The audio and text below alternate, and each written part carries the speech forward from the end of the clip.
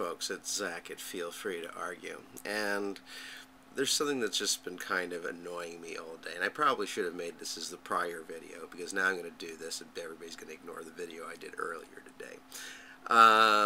But I couldn't help mentioning this little snippet on Democracy Now! And it's amazing how much stuff is just in the headlines of this show.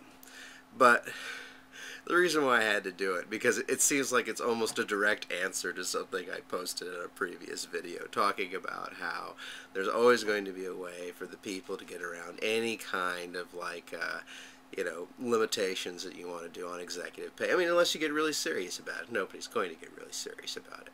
But here's what they had on Democracy Now!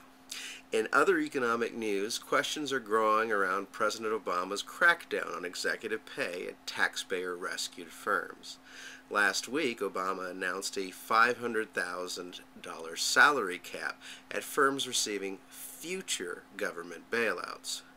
The move followed outcry over news Wall Street firms paid out more than $18 billion in bonuses last year.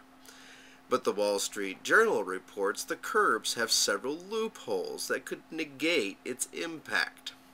Firms could still pay out higher salaries by changing executives' titles, restructuring pay packages, or simply putting it to a shareholder vote. Executives and managers could also get more money because the plan doesn't limit awards of restricted stock.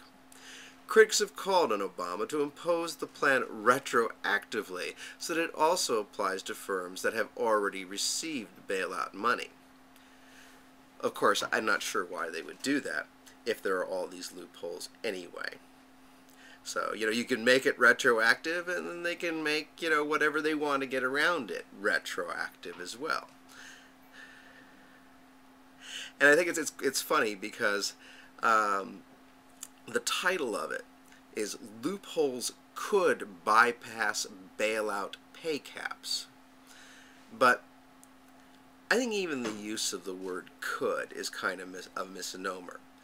So there are going to be these loopholes by which they can get additional compensation, and they're not going to use them? Come on. Pull the other one while you're at it.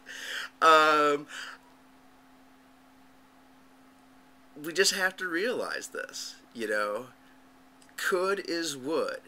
If you say they can get it, they will get it. And it's completely disingenuous to think that something else is going to happen, that suddenly they're all going to get saintly and moral on us, and that they're going to, of course, abide by the $500,000 restriction, because it's the right thing to do. Alright, well, I'm not believing that. Don't think any of you people are believing it, but unfortunately I think a lot of people are. And even if they don't, I think these guys are going to get their way anyway, because they always do. Anyway, that's Zach Elliott at Feel Free to Argue.